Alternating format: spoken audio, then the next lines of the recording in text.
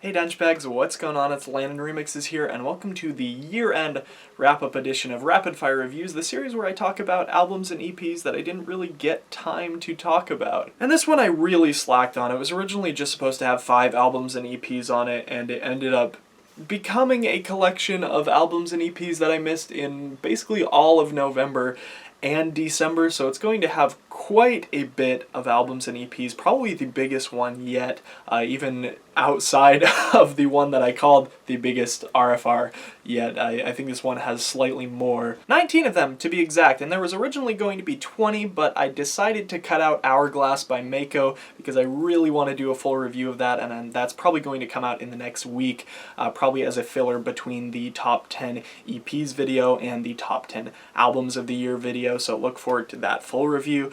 But in the meantime, I'm going to be talking about these albums, and I'm going to try to keep it as short and sweet as possible because this video is going to go on for like a half hour if I try to go even remotely in depth on most of these albums. No time to delay, let's get right into this. Out of all the names on Mind of a Genius, Zoo, They, Gallant, and Klangstof was probably the one that I least paid attention to, and I kind of regret that because their debut album was very impressive, probably the best of the bunch other than maybe Gallant. Although in general I'd say that it's pretty impressive that Mind of a Genius has made a successful record label with a deep house producer, an R&B singer, an ambient rock band, and a rap duo. But I really enjoyed the textures on this one as well. Close Eyes to Exit is just a really fun album to kick back and relax to. The reason why I didn't do a full review of this one is because I didn't feel like I had a rich enough history with Justice. Of course, I own their debut album Cross, and I love that one a lot. I can definitely see why it's a classic, why it really provided a rebirth in the electro house scene that a lot of artists tended to follow around that time. Woman is obviously a step away from that, with Justice going more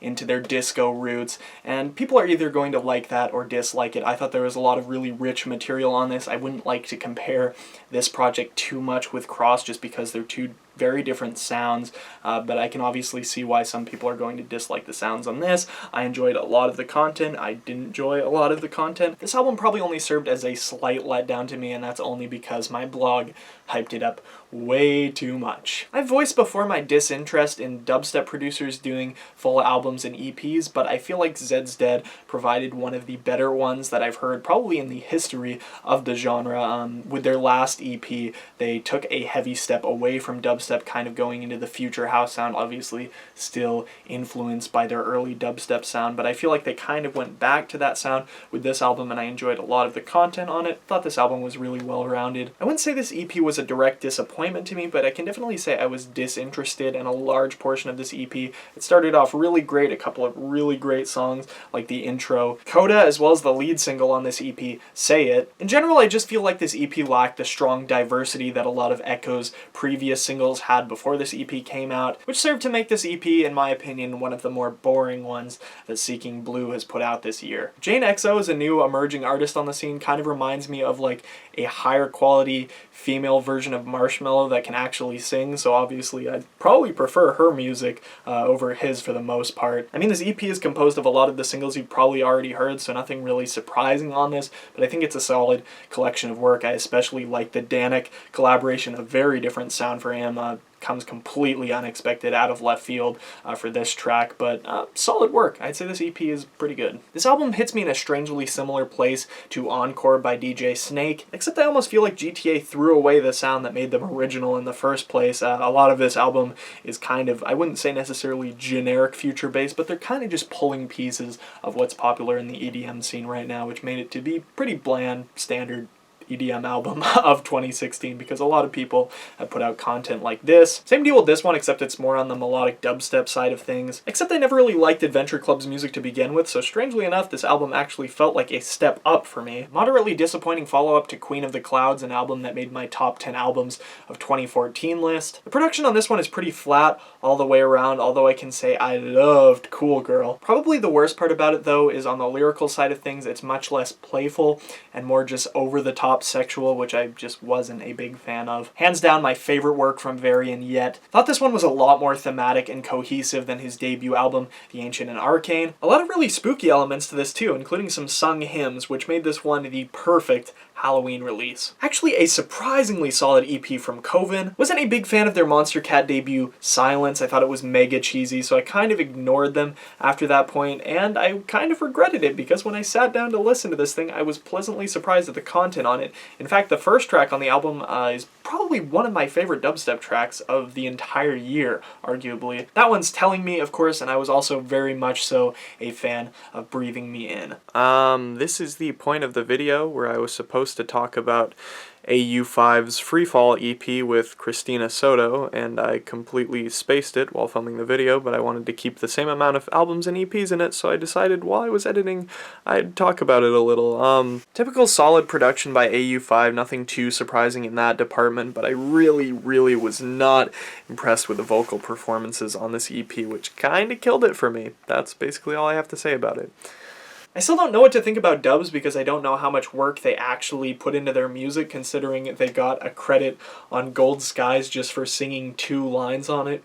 Ridiculous. Some of the trap on this EP is a little bit more enjoyable than the generic style of Big Room House they were putting out for years, but honestly this EP just ended up still pretty boring. It's almost like Botnek actually took my advice from my Connecting EP review. Speaking of Botnek, I feel like Far Too Loud has been ripping off Botnek style for quite a while, especially on his Squirm EP with Charlie Darker. And then of course he did it again with his remix of Rough and Rugged by Barely Alive on their We Are Barely Alive Remixes album. And I was hoping that wouldn't really be a primary theme with his Wormhole EP, which I was highly anticipating. Of course it did come back a little bit on the title track Wormhole, but I feel like there were some other throwback kind of sounding tracks on this EP that I really liked. Especially the track Not a Real Thing, which heavily reminds me of his work that he did for Destroyed with Excision, Annihilate, although I can't say I was a big fan of the Dodge and Fusky remix of that track that featured on the EP as well. I was actually extraordinarily excited for this EP after Monster Cat released the pre-order single from this EP, and Horn. Great intro, great R&B infused drop. This track was everything that I loved about Vonk and more. The thing is, I don't think there was a single other track on this EP that I actually liked. Even the song Wiedershift almost sounds like Hush is trying way too hard to be Flume. It almost sounds identical to a couple of the tracks on Flume's Skin album. I was almost even more disappointed with this EP than I was with Vonk, just because I had such high expectations for it and was promptly let down. I feel like with Apollo 18, Lone Moon has significantly improved as a lyricist, but overall I'd probably say this mixtape is only a slight improvement over Crescents. It starts off really strong and then seems to die down just a few tracks into the mix. Although one great thing I can say about this mixtape is that Lone Moon seems to be much more aware about his place in the music industry and where he is as a rapper than he was with the last project, which seems to be a little bit more overconfident on Crescents. This is his third major project this year though, which I definitely have to give him props for, but it's probably not my favorite of the bunch. This album still doesn't stand up to Where's Luna for me. I definitely still stand behind Anki as one of the best indie dance producers in the scene right now. I can definitely say that. This album became a little bit drawn out for me just because of how long it is, maybe because one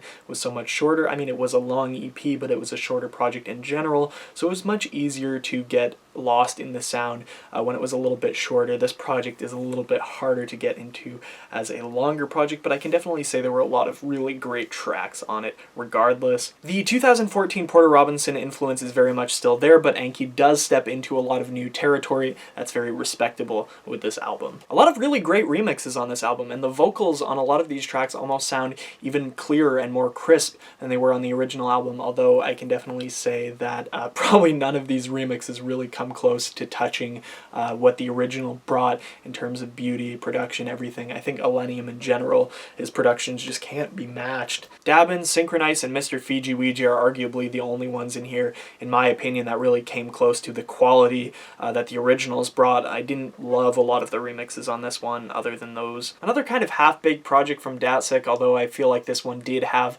some solid heavy hitters on it. The title track Sensei, for one, is one of my all-time favorites that Datsik has ever done, but then on other spots of the EP, we get tracks like Gravity, where Datsik is trying way too hard to sound like Marshmello, and I keep telling people this, you don't want to try to be Marshmello. It's not something to strive to be, but for some reason Datsik did it on this EP. Anyway, I'm basically done. I'm done here.